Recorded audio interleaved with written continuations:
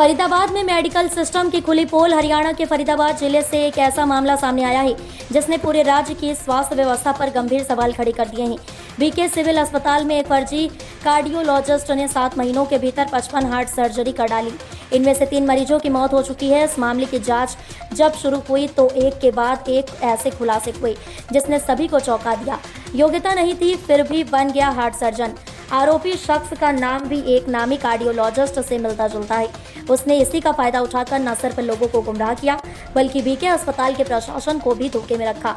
उसने फर्जी दस्तावेजों के जरिए अस्पताल में खुद को कार्डियोलॉजिस्ट के तौर पर स्थापित कर लिया। उसके पास न कोई विशेषज्ञता थी न कार्डियोलॉजी का अनुभव। इसके बावजूद वह बेहद गंभीर ऑपरेशन करता रहा और किसी को भनक तक नहीं लगी। 3 मरीजों की मौत, कई की हालत गंभीर। इन 55 सर्जरी में से 3 मरीजों की जान चली गई जबकि कई अन्य अब भी स्वास्थ्य संबंधी गंभीर जटिलताओं से जूझ रहे हैं। परिजनों का कहना है कि सर्जरी के बाद मरीजों की हालत लगातार बिगड़ती चली गई, लेकिन उन्हें बताया जाता रहा कि सब सामान्य है। बाद में सच्चाई सामने आने पर वे हैरान रह गए कि जिन पर उन्हें भरोसा था वह व्यक्ति तो डॉक्टर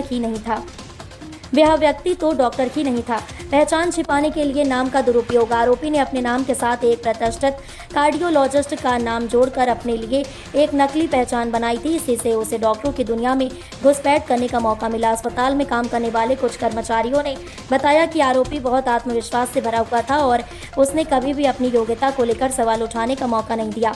प्रशासन की बड़ी चूक। सबसे हैरान करने वाली बात ये रही कि एक सरकारी अस्पताल में 7 महीने तक किसी ने उसकी डिग्रियों की जांच नहीं की। यह प्रशासनिक स्तर पर बहुत बड़ी लापरवाही मानी जा रही है। बीके अस्पताल का प्रबंधन अब जांच के घेरे में है। सवाल उठ रहे हैं कि बिना वैध डॉक्यूमेंट्स और अनुभव के किसी को कैसे ऑपरेशन थिएटर तक पहुंचने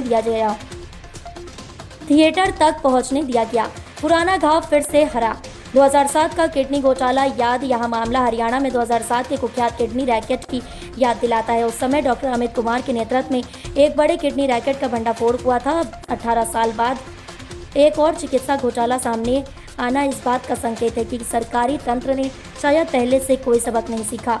अब क्या हो रहा है? फर्जी डॉक्टर के खिलाफ केस दर्ज कर लिया गया है और मेडिकल काउंसिल से भी संपर्क किया गया है। मृतकों के परिजनों ने सख्त कार्रवाई की मांग की है। स्वास्थ्य विभाग ने पूरे मामले की उच्च स्तरीय जांच के आदेश दे दिए हैं और सभी डॉक्टरों के दस्तावेजों की दोबारा जांच शुरू हो गई है।